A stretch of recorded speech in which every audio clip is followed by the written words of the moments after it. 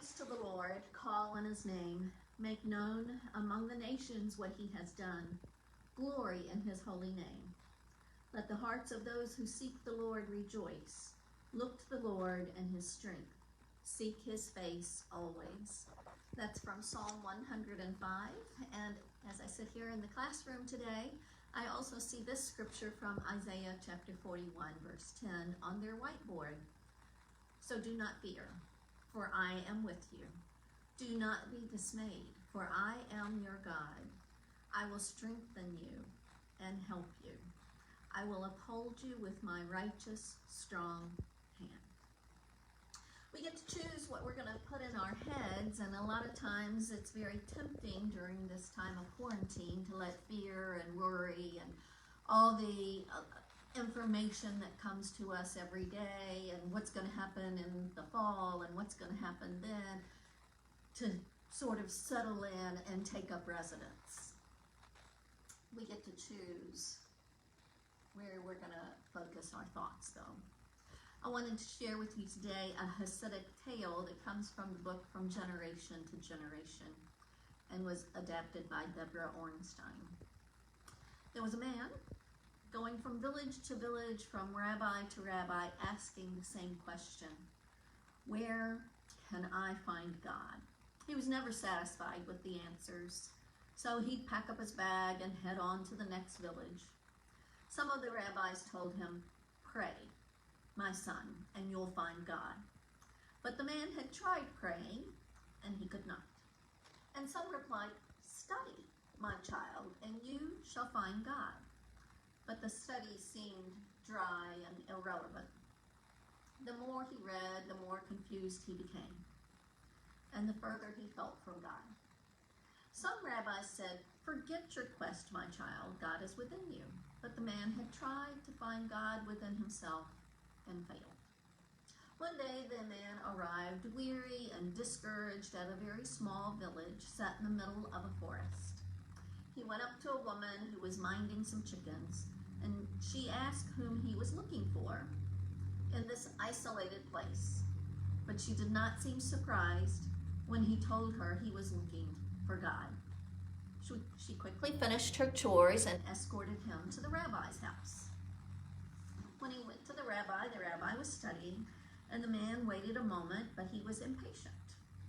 So he went off to the next village and asked again to the next rabbi, "How can I find God?" The rabbi paused, and the man wondered which of the many answers that he'd already heard he would hear again. But the rabbi simply said, "You've come to the right place, my child. God is in this village. Why don't you stay for a few days? You might meet God." The man was puzzled. He did not understand what the rabbi could mean, but the answer was unusual, and it intrigued him enough to stay. For 2 or 3 days, he explored every corner of the village.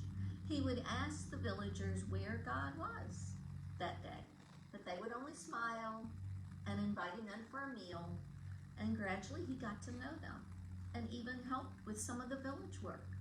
Every now and then, by chance, he would see the rabbi, and the rabbi would ask him, "Have you met God, my son?" And the man would smile, and sometimes he understood, and sometimes he did not understand. For months, he stayed in the village, and then for years.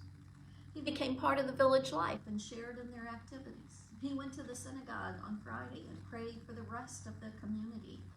And sometimes he knew why he prayed, and sometimes he did not. And sometimes he really said the prayers, and sometimes he only said words. And he would join one of the families for a Friday night meal, and when they talked about God, he was always assured that God was in the village, though no one was quite sure where or when God could be found. Gradually, he too began to believe God was in the village, though he wasn't quite sure where. He knew, though, that sometimes he had met God. One day, for the first time in a long time, the rabbi saw him out. He said, "Have you met God now?" have you not?" And the man said, "Thank you, Rabbi, I think I have. But I'm not sure why I met God or how or when. And why is God only in this village?" And the rabbi replied, "God is not a person, my child, or a thing. You cannot meet God in that way. You were so caught up in the question that you could not hear the answers.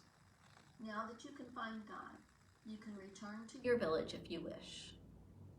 So the man went back to his town, and God went with him. And the man prayed and studied and knew that God was within him and within other people.